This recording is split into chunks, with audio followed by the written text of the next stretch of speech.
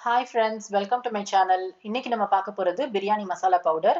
பாய் வீட்டு பிரியாணி மசாலா தான் எப்படி பண்றதுன்னு பார்க்க போறோம். அது வீட்லயே நம்ம ரெடி பண்ணலாம். வெளியில கடையில விக்கிற அந்த பாக்கெட் ஐட்டம்லாம் வாங்க வேண்டிய அவசியமே கிடையாது. வாங்க இதுக்கு என்னென்ன தேவைப்படுதுன்னு பார்க்கலாம். இந்த மசாலா பவுடர் பாத்தீங்கன்னா இது பிரியாணிக்கு மட்டும் கிடையாது. வெஜிடேரியன் நான் வெஜிடேரியன் ஐட்டம் ரெண்டுக்குமே நம்ம இந்த மசாலா பவுடர் யூஸ் பண்ணலாம். இப்போ வெஜிடேரியன்ல வந்து இந்த சன்னா கிரேவி, பட்டாணி மசாலா எல்லாம் பண்ணுவோம் இல்லையா, அதுக்கெல்லாம் வந்து இது நம்ம யூஸ் பண்ணலாம்.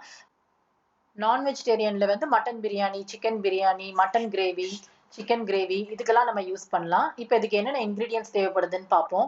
7 காஞ்ச மிளகா, ஒரு கைப்பிடி கல்பாசி, பிரியாணி இலை, பட்டை, கிராம்பு, சோம்பு, ஸ்டார் அனீஸ்.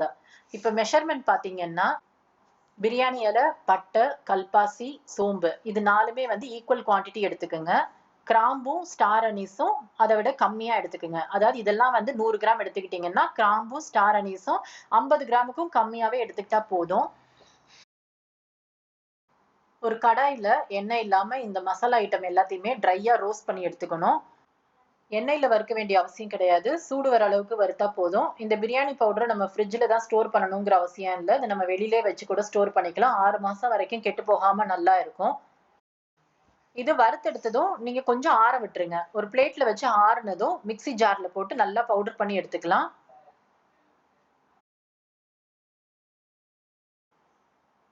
பவுடர் பண்ணி எடுத்தோம்னா நமக்கு இந்த அளவுக்கு தான் வரும்.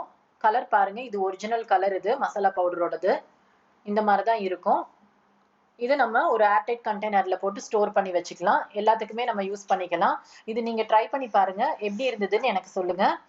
இந்த பவுடர் நம்ம ரெடி பண்ணி வச்சுக்கிட்டோம்னா பிரியாணி கிரேவி எல்லாத்துக்குமே நம்ம வந்து தனியா பட்டை இலைன்னு போட வேண்டிய அவசியம் கிடையாது. இந்த பவுடரே நம்ம அதுக்கு எல்லாத்துக்குமே யூஸ் பண்ணிக்கலாம். ஸோ நீங்க ட்ரை பண்ணி பாருங்க ஃப்ரெண்ட்ஸ். ட்ரை பண்ணி பார்த்துட்டு எப்படி இருந்துச்சுன்னு எனக்கு வந்து கமெண்ட் பண்ணுங்க. பிடிச்சிருந்தா லைக் பண்ணுங்க. என்னோட சேனலை சப்ஸ்கிரைப் பண்ணுங்க. பாய், டேக் கேர்.